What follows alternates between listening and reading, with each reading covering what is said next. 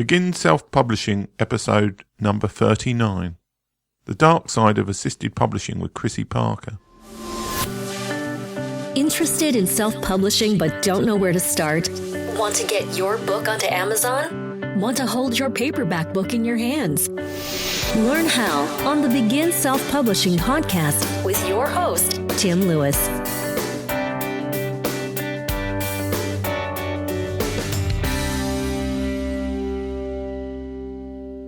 On today's show, I interview somebody who had a bad experience with assisting publishing companies. You may remember some shows ago I talked to Lucine Boyce, who'd had a good experience with a local company that she'd used in Bristol. Well, today's interview comes out of a post on the Alliance of Independent Authors Facebook group, where somebody had posted about an article that had been created on the Bookseller, on their online edition, with an interview with the head of a company called Author Solutions. Now, they've gone off to a fairly poor reputation in the assisted publishing space.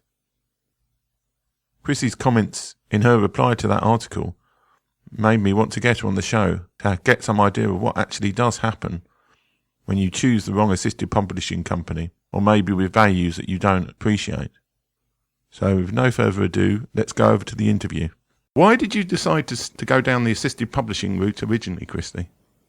I had always written, right from being a kid. I remember all my school reports and everything saying, oh, she's really creative, she's always writing stories, etc., etc. And I'd always written lots of books, which then got shelved because they didn't go the way I wanted to. And then I wrote a book that was very close to my heart, and I managed to get a full finished draft, and I kind of went through it and revised it, etc. And I started to try and pitch it out to people, but nobody was interested. And then my grandmother passed away, and she left me a little bit of money, and somebody said to me, oh, have you tried going to one of these companies? They're great. You pay them a little bit of money, and what they do is effectively you do this, you can get your book published. And I thought, well, is that really the way I want to go? So I kind of investigated it, and one of the companies that kept coming up was Author House. So I did a bit of investigation. Nothing glared up at me to say they're really bad or anything, and I kind of thought, well, my gran left me this little bit of money. What I'm going to do, I've been writing for so many years. Is this something I really want to do? So I did it because I thought, I'm going to invest this money into it, get the book published, see if the process of editing, revising, getting my first cover, looking at the interior, receiving my first paperback, is that something that is going to excite me? Is it something that's going to make me want more and actually hit home to me that, yes, writing is what I want to do. Writing is always what I want to do. Is it something that I want to take further? So that's why I did it. So I phoned them up. I booked an appointment with Author House, and I actually went up to their Milton Keynes office, and I met a lady up there who was basically, she ended up being my contract advisor. I went through everything with her. I'd gone with a whole list of questions. I asked a ton of questions.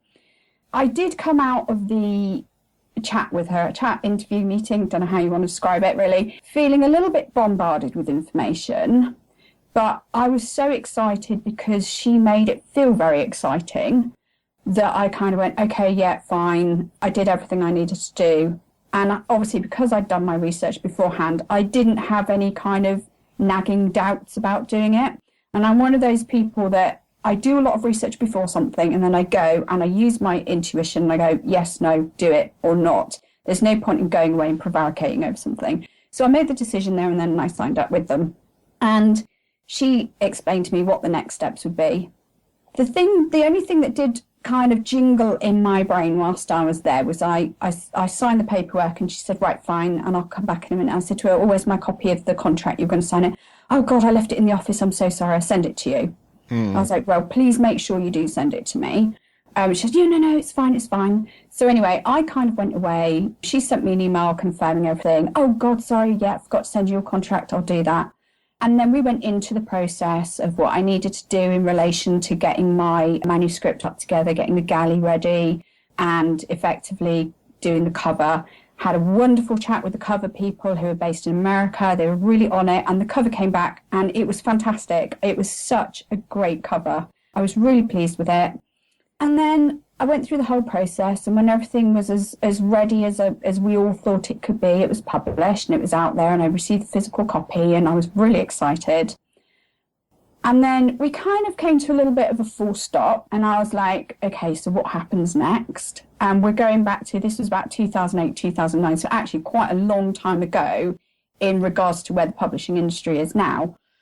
And then at that point, I felt suddenly I'd gone through all this excitement, and then I hit a massive brick wall. And I was like, well, what do I do now? Yeah. Well, what you can do now is for X amount of money, you can market the book. Right, okay. Well, we do bookmarks and we do business cards and we do all sorts of weird and wonderful things. Now, the bookmarks will cost you this and the business cards will cost you this. But you could do this, and you could do a newsletter round of all the major newspapers and everything, but it'll cost you this much money. And I was starting to think, hold on a second. And I went to go and look at my contract, and obviously she still hadn't sent me my contract, even though I'd been asking. So I had the actual original contract, but not the signed version. Yeah. And then I started to think, well, hold on a second. This isn't quite how it was explained to me.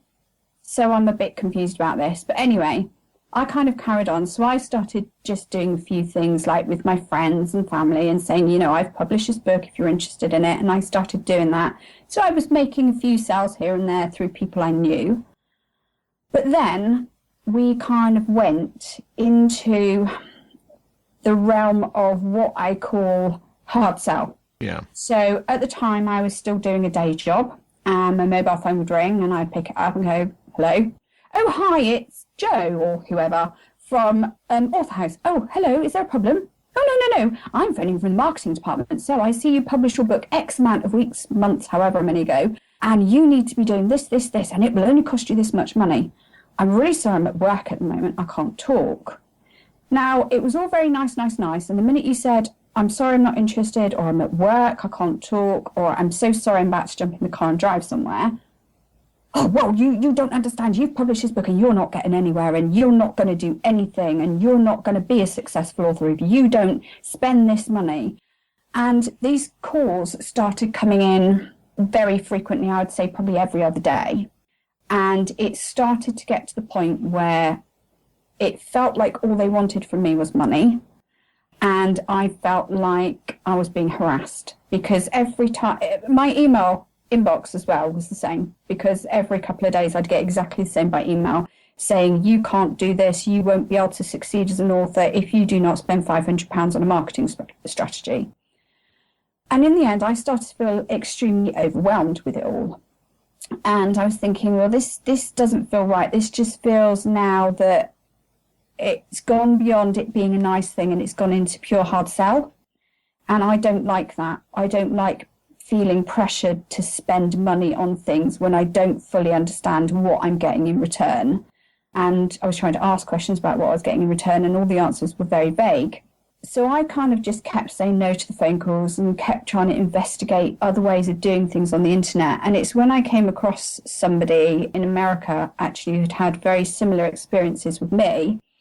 And she said to me effectively, there are other ways of doing this, and actually you're a long way into this now. And yes, they are hard selling you. And the bottom line is that they're a vanity press and this is the way they work. And she kind of did a lot of research after, because she'd had a similar experience, and she'd got out of her contract. And she said, look, I said, I love this story and I want this story to be out there. I said, but they have me over a barrel now. I've published this story with them and this story is with them. And she said, yeah, but you own the copyright, because the contract you signed means that you own the copyright to the book. So if you suddenly decide you do not want to sell it with them anymore, you can get that copyright back, essentially you retain it anyway. But you can basically say to them, take it off sale and stop selling it with them. And she said, and then you can do what you want with it. And I had to sit down and think very carefully about what I wanted to do. But in the end, that's the decision I made, because I felt so backed into a corner of being harassed and being hounded for money that it wasn't a nice experience anymore. What it did do for me was make me realise that more than anything, I wanted to be a writer. I wanted to be out there. I wanted to be creating stories, sending them out there for readers to read and to love and enjoy.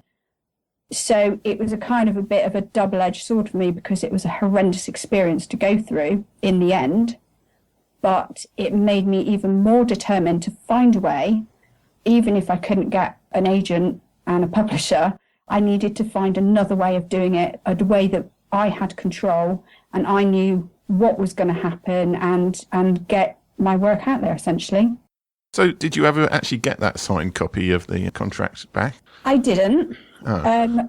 What happened was that when I contacted Author House to say that I'm really upset with the way that things have gone, and I gave them lots of examples of types of phone calls and everything I'd received and emails and things, I had tried contacting my contract advisor, the lady who I first sat down and signed the contract with, and partway into it, because I'd stopped, because basically I wasn't agreeing to spend more money with them. Every time I phoned her, she was never at her desk, she never answered her emails, she wouldn't return my calls.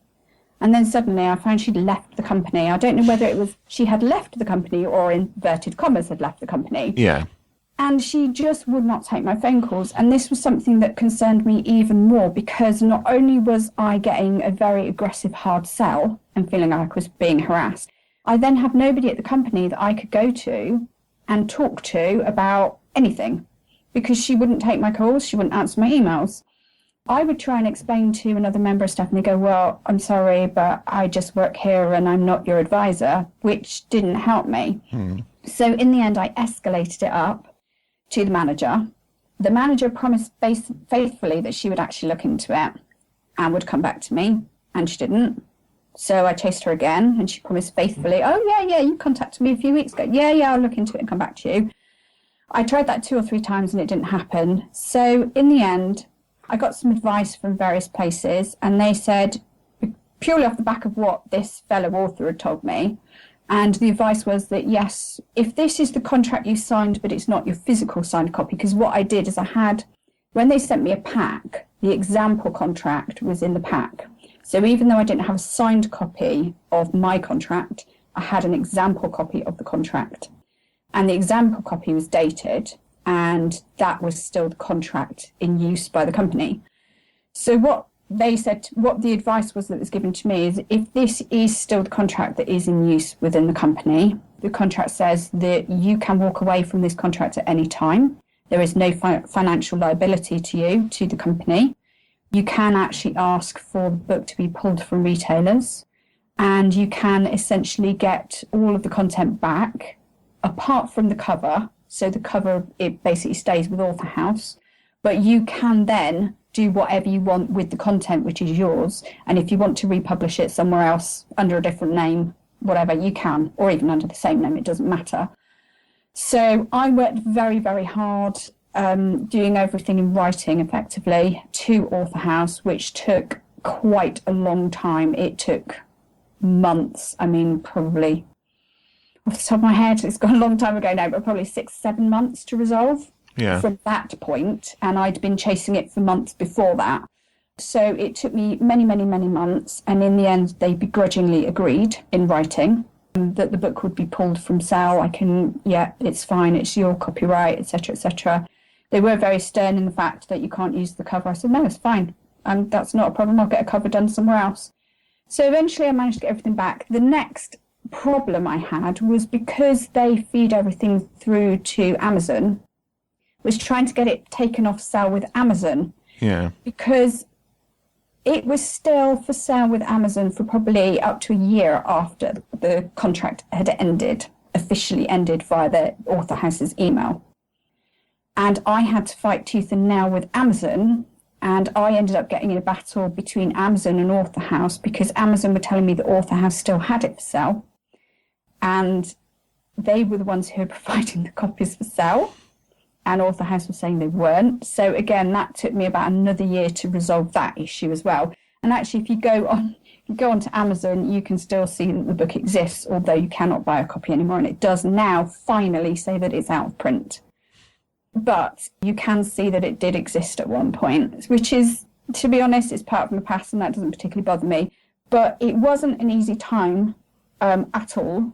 It was a lot of stress and a lot of pressure. And I think the thing that upset me the most, which is probably going to sound silly to some people, was that I know what I was doing. I was going into this with eyes open. I'd done my research and everything, and I knew that I was doing it primarily to see if I wanted to be an author. But the fact that I'd used some of my grand's inheritance to do it, kind of, because it ended up being so kind of nasty in the end and so stressful, that I think was probably the most upsetting thing about it. But I think that's probably just my character. But it did put a lot of stress and pressure on me for probably about 2.5 years. Yeah, I can imagine. I mean, presumably it was quite expensive all in. I mean, at least with the cover that you didn't get out the end of it. Yeah, I mean, I think when I signed up, they were doing a deal with a certain percentage off. So I think what I would have normally have paid was about £1,000, but I only paid about 600. Oh, okay. Because I got a deal at the time. I think they were trying to take on, I can't remember, you know how occasionally these companies do sort of, if you do this via somebody else or whatever. And because I'd said somebody had recommended them, and it was somebody who had used them, they took that author's name and said, right, we'll give you a percentage off then. And actually we're doing a deal at the moment anyway. So I actually only paid about £600. But I do know somebody who has paid £1,000 for the cover and have the book, and then they've also done the marketing at like £1,500, and I've said to them, don't do it. Why are you throwing away all this money? Yeah, but they can do it. I said, yeah, but you can do it yourself. Or there are plenty of other really good companies out there who will do it for a quarter of the price, if that. So did you end up self-publishing, or did you use another assisted publishing service for your books once you got the rights back? No, I ended up self-publishing. In the end, I'm trying to rack my brains as to how I met this person online. I met a particular person online who is a really, really well-known self-published author in America who is just the nicest person you can ever meet. And she has been an absolute godsend to me. She's almost become like my mentor. And she's incredibly successful now. And I joined a couple of Facebook groups in relation to writing, and she sort of became a trickle of information, and then she runs courses online as well. And I took a number of her courses probably back, I don't know, maybe 4 or 5 years ago, probably about 4.5 years ago. And the courses are, if you're self-publishing, these are all the mediums that self-publish, this is how you do it, this is what you need. This is the money you should not be paying. If you do pay money, it will be for this, this, and this. This is how to format a book for paperback, ebook, etc. So basically, her course is like everything.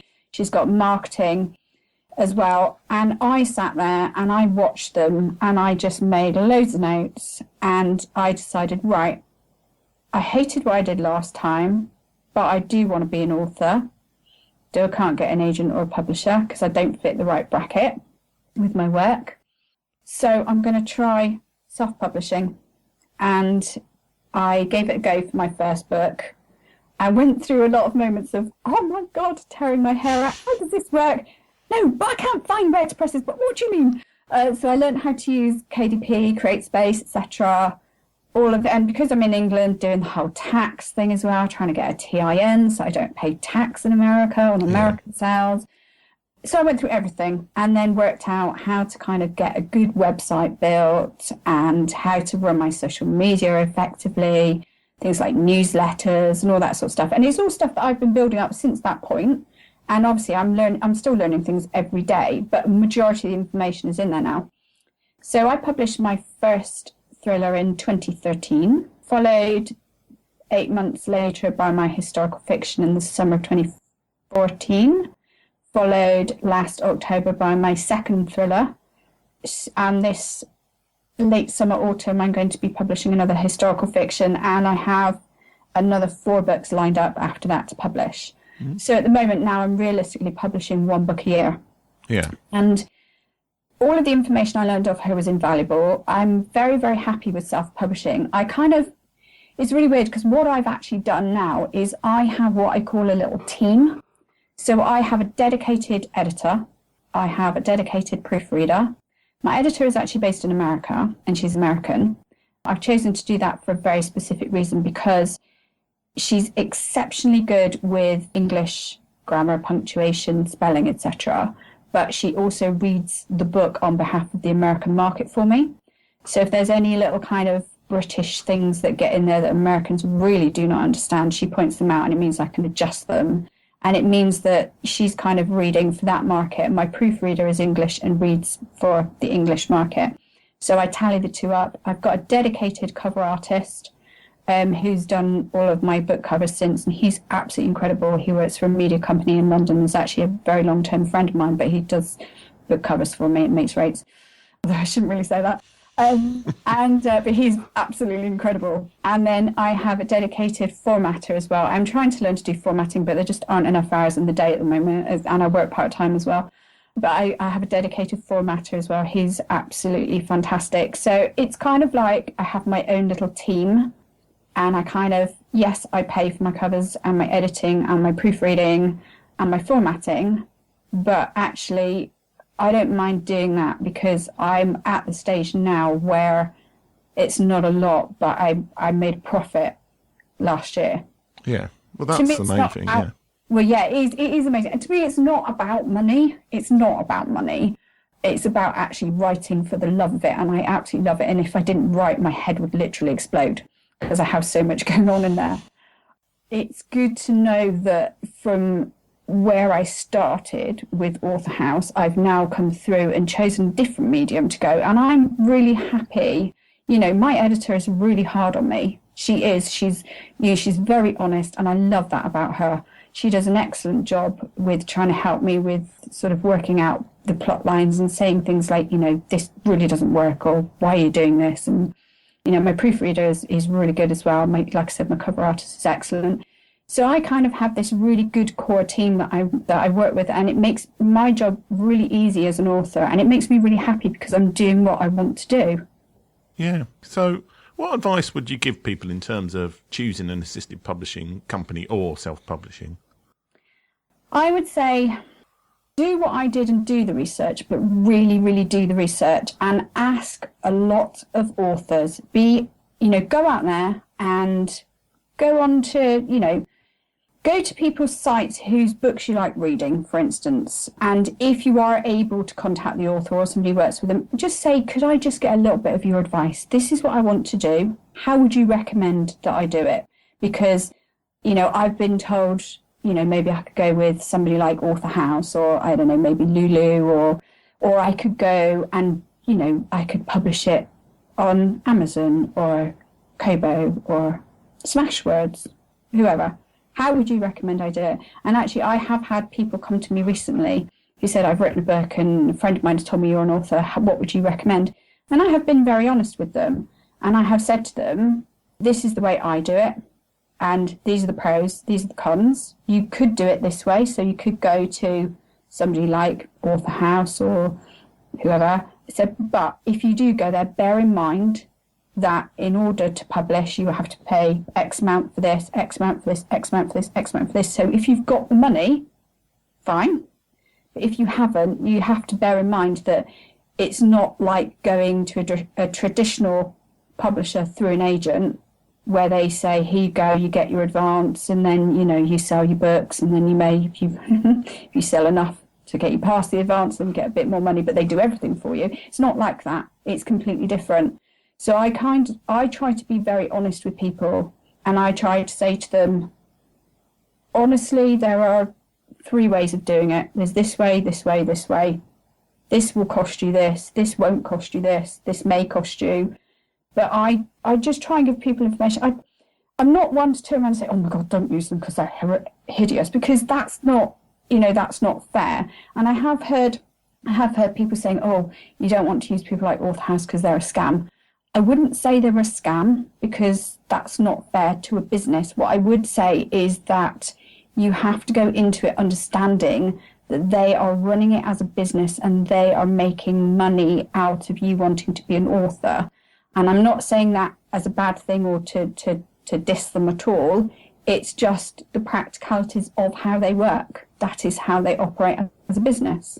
So I think an author needs to go into it with that understanding you will pay a flat fee cost for having a book published. You'll pay a flat fee cost for your cover to be done. You will then pay if you want to do marketing. If you need to get things done for book events like stands and bookmarks, you will then pay another fee. So everything is set out into fees. And I think that people need to understand that if they go to somewhere like Author House, for instance, that is what they will be doing and paying for. And it's just about being honest, really. Yeah, I mean, Author House and Author Solutions, who I think owned Author, they've got so many different brands and other things, which is another sign of a sort of a corporate mentality.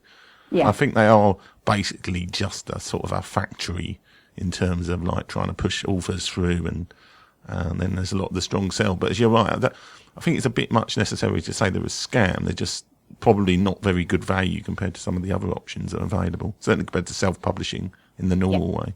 Yeah, I mean, I have found that, I mean, yes, I do spend money, and I go out and I will pay for key rings and I will pay for leaflets and bookmarks and things. But what I do is I speak to other authors and say, who do you use?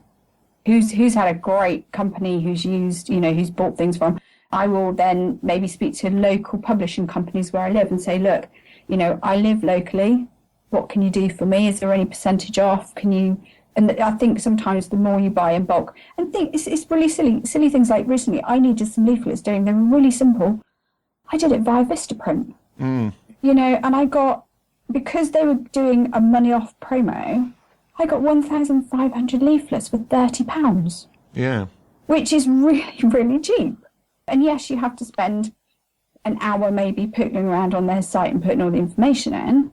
But actually, if it's just basic things that you need that that do look professional, because, some of it on Vistaprint doesn't look, but actually a lot of it does now look exceptionally professional, you can get things done really, really cheaply. And it's always good to ask around, because other authors will always, authors will always find a way of doing things. They will always find a way of doing things, regardless of what it is. So it's always good to talk to people and ask people, what have you done? Is there, and people say to me, oh, I loved your key rings. Where did you get them done? I get my key rings done by a really fantastic girl in America. And I get something, she does like 75 key rings for me for like £70. Yeah. Which is fantastic. And they look really good as well. So I always recommend that you kind of go out there and talk to people and get information from people, because that's a good way of kind of getting stuff done, really. Yeah, okay. I think the original place I actually discovered you, so to speak, was on the Alliance of Independent Authors Facebook group.